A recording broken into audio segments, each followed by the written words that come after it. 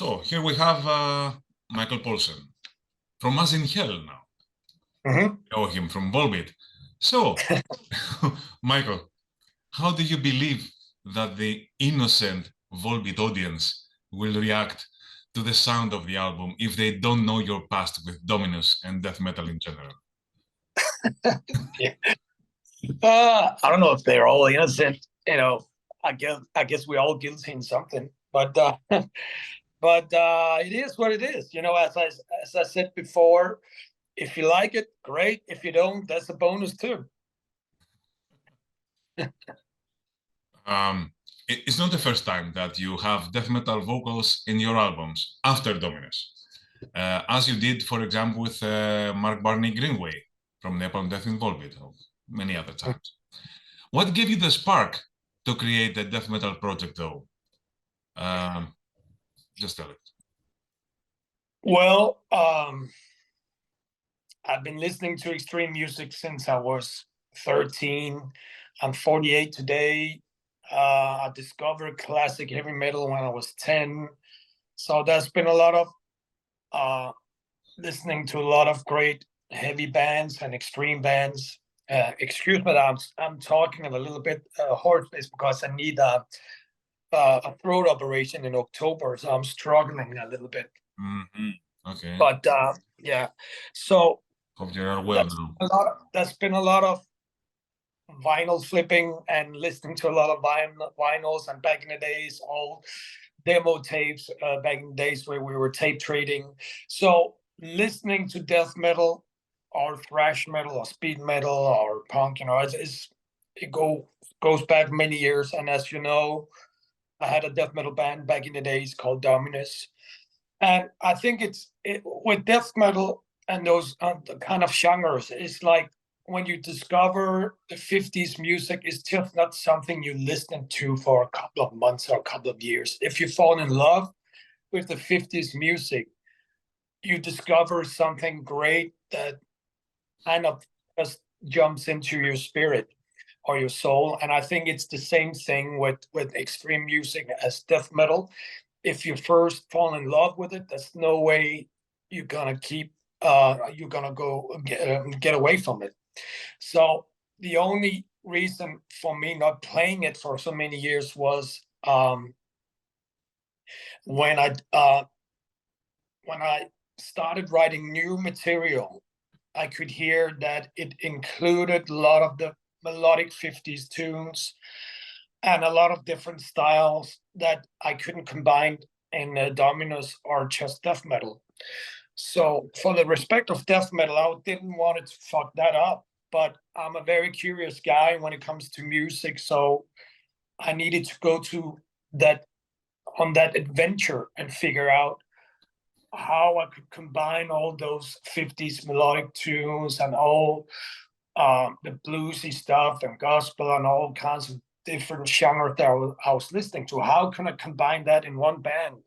And that band became Volbeat. But all the years that I've been writing for Volbeat, I've been listening to a lot of death metal, all the old vinyls and demo tapes and newer bands. I just haven't had the time to have a project playing death metal again. So I guess there's just a time for everything.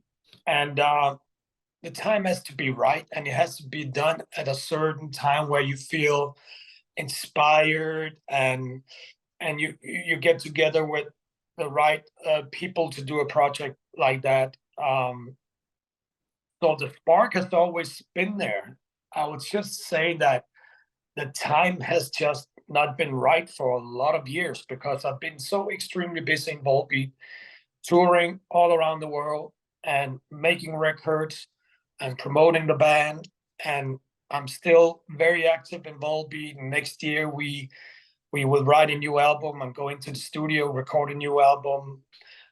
We will not play live next year. As I said, I'm going through a throat operation very soon.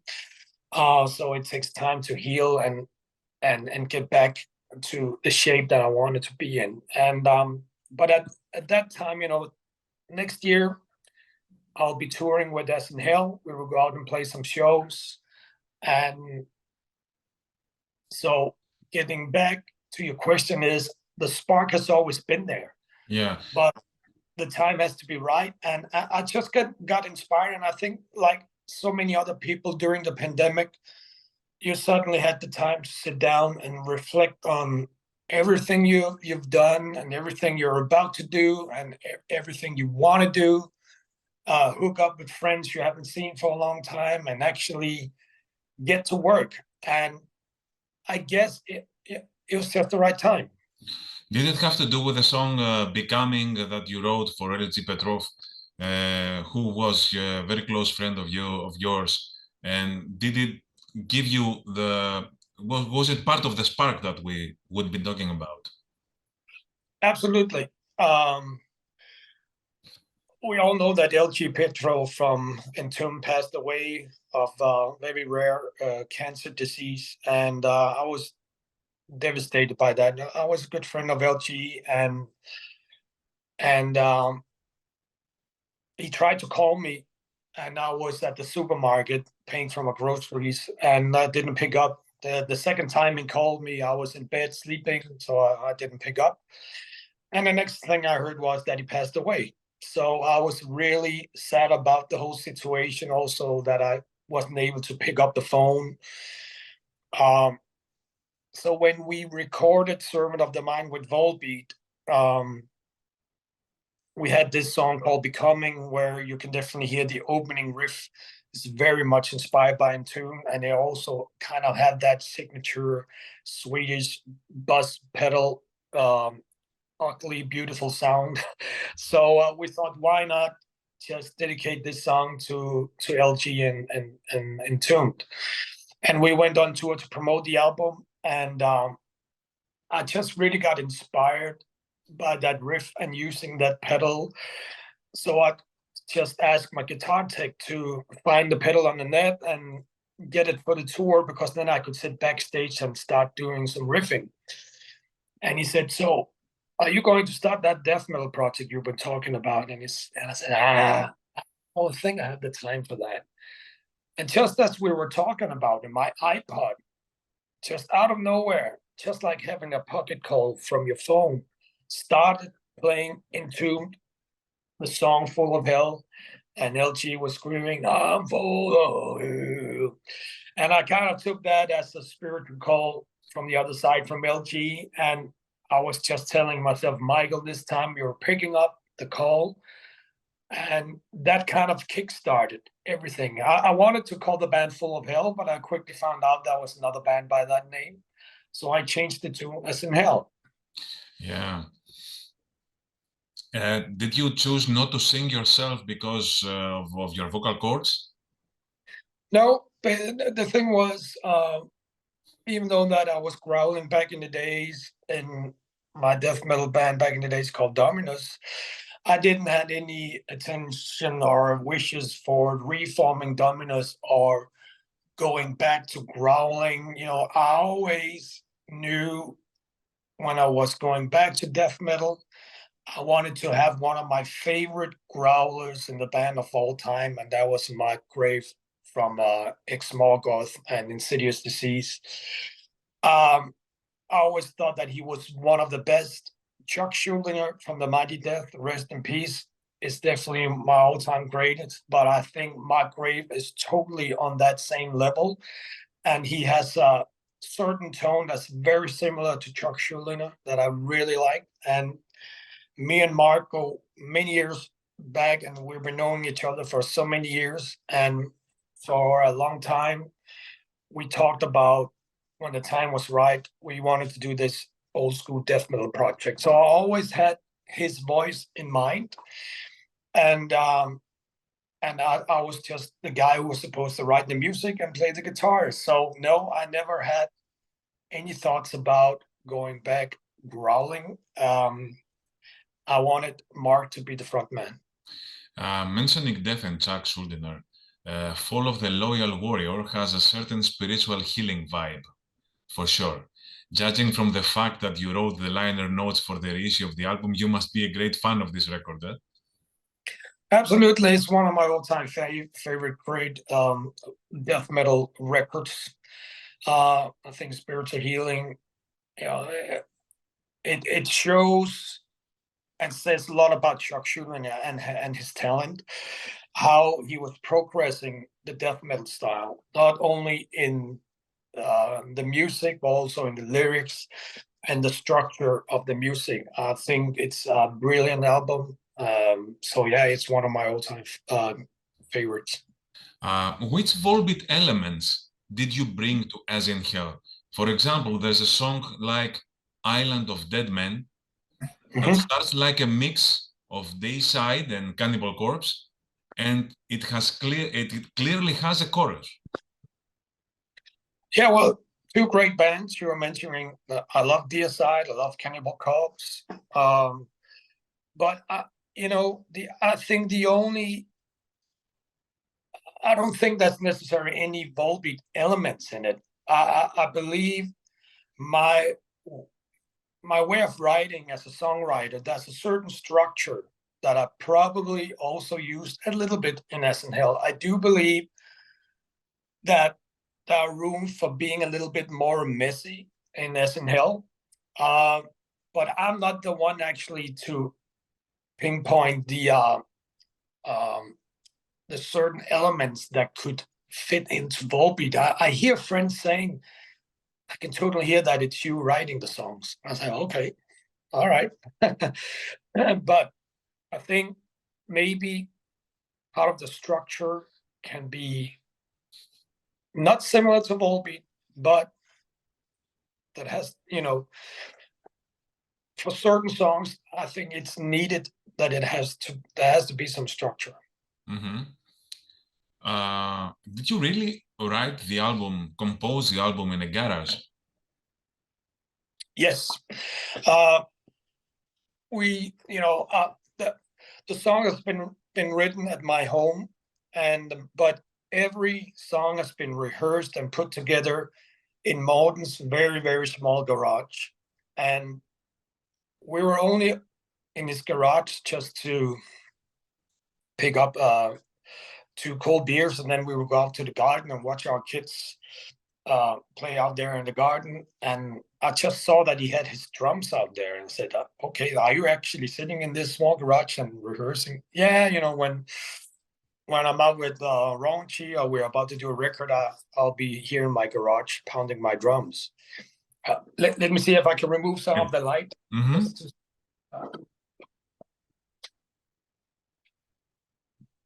That was not even better.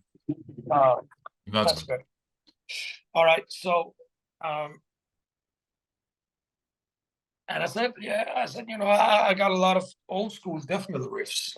I like to bring them to your garage if you're into it. And he said, I would love to.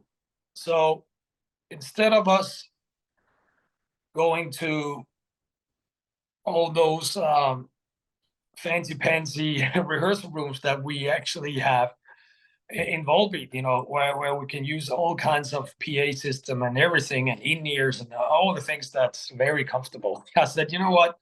That's not how I started playing death metal. Let's do it like we did it back in the days. Let's just stay here in this garage. We're not allowed to open any windows or doors because it's gonna be fucking noisy and the neighbors will be hating us. So we stayed in the garage, and I picked up a very old amp that I have in my basement and a very old guitar that I was using in Dominus. And we just cranked it all up to 10. No PA, nothing. And not even Morten's drums were mic'd up or anything. And that's how we put all the 10 tracks together. Were you afraid of sounding retro or pseudo-retro? Come again? Were you afraid of retro sounding, which is a trend nowadays? I don't follow trends and I don't think too much about it.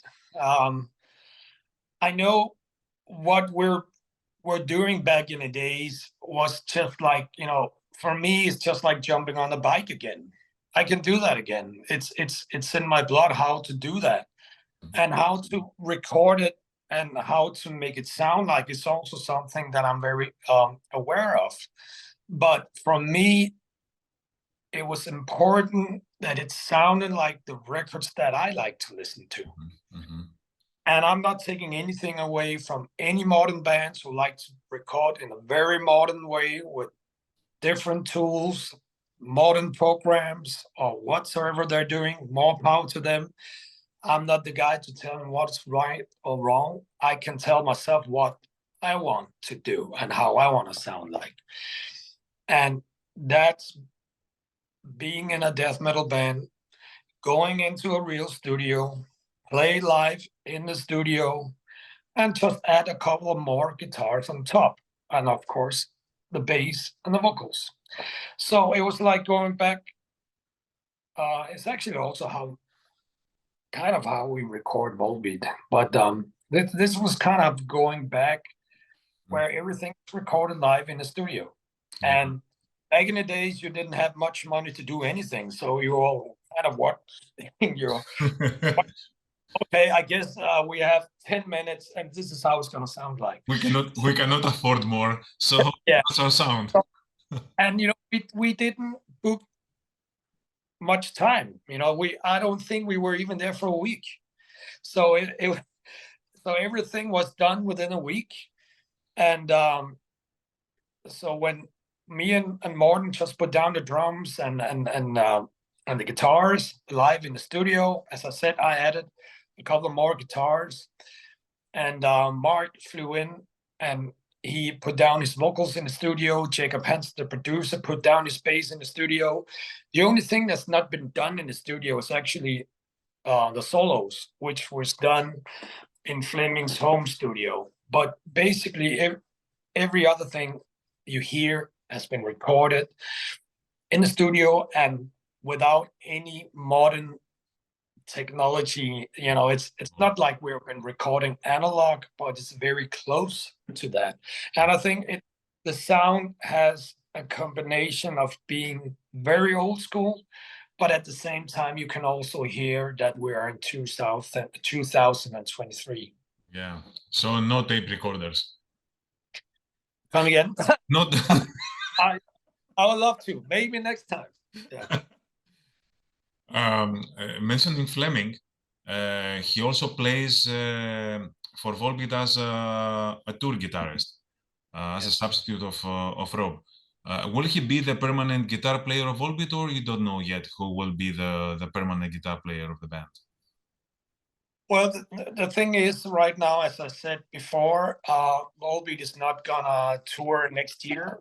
The reason for that is because we're gonna write a new album and we're gonna record a new album. And I'm also having a surgery in my throat in October. It's gonna take some time to recover. And at the same time, I'm going out playing live shows with ASINHELL. So what is going to happen on the live show front with Volbeat in 25 is something I don't know too much about yet. I only know that Volbeat is going to tour, and we're going to tour with a new record, and that's a big chance that it's going to be Fleming on the guitar again. Have you ever thought of re-releasing the old Dominos albums? Yes, and that is something that's going to happen in the near future. I cannot put a date on it, but it's definitely something that's going to happen. The plan is to release those records on vinyl again and put them out on the different downloading medias. Yeah. You have always been sporting a few extreme metal albums on social media. And one of the bands that you speak highly about is definitely a Greek band, Suicidal Angels. How do you find extreme metal music in the recent years, especially thrash and death metal? What was the question? You have always been sporting. You've showing new albums from extreme metal bands. For example, you have sported, the new Suicidal Angels album. How do you find the extreme metal music in recent years? How do you find it? Well, as I said, mostly I'm listening to the old records from the late 80s, early 90s. But I do believe that there are great new bands out there releasing albums and who are recording very, very good records, good sounding records. And I tour a lot, so we have the opportunity to meet a lot of people. And when you meet a lot of people, it's just like back in the days when you were exchanging flyers or demos. You're also exchanging your favorite bands that you're listening to at the moment. So I'm always very curious to hear what are my friends listening to, or what are our fans listening to, and so this is my way of just nerding the newer bands and discovering new bands. Just mostly it's like just leaving the venue when you're on tour, or the arena or stadium or where you're playing, and go out and find those local stores that still have vinyls, and just being in that bubble, going to the store, go through the vinyl and pick up the album cover, go, oh, this looks nicely disgusting. I want to listen to this. Nicely disgusting. As my editor says, ASINHELL albums has a feel-good approach, but it doesn't forget to be as dangerous as a death metal band should be. Exactly. Yeah. um, So yeah, we use a lot of time to go out and support those local stores, listening to the vinyls, discovering new bands. That's the way to do it. how is it like to be in a label like Metal Blade after spending lots of years in multinational labels which are kind of faceless? Well, it's this is a dream come true. Even though that I'm in a very, very successful band as Volbeat, and we're touring all the world, selling a lot of records, a lot of concert tickets. Everything is great. I'm very thankful and humble about it. It's great. But it's also a new way of promoting yourself that I don't necessarily like when it comes to how to promote a big band. Because it's, let's not deny that it takes a lot of, attention from how it was done back in the days. And how it's done today is mostly via social medias, which I'm not a fan of. So I don't interfere with those kind of things. I let our management and record label and PR guys do that, because I'm not really interested. So for me to go back in time and promote an old school death metal band the way where that's not really,